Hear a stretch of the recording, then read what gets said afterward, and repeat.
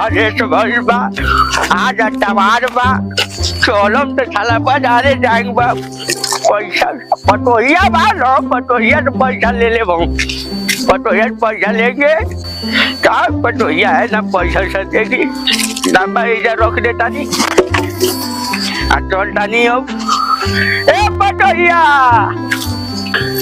ये पटोहिया अरे पटोहिया रे कहा बाबूजी सुबह सुबह दिमाग खराब करके रखे हैं यहाँ। अरे तो सवेर होता रे आज 12 बजे वाला बा आज अट्ठावार हनु रे तो तनी पैसा वैसा देते तो मुर्गा मोथरी ले आई जाके बाजारे से। ठीक बा बाबू पैसा लेके आवा थे आज संडे आटे मच्छी मुर्गा बनाया। अरे आज तो ले आएंगे जरा मोथरी नहीं लाएंगे आज बकरा के मीट। ले बाबूजी पैसा करे अरे तो नहीं मिली पैसा मुर्गा मछली लेके आया आप तो हर संडे का मुर्गे मछली बनावा।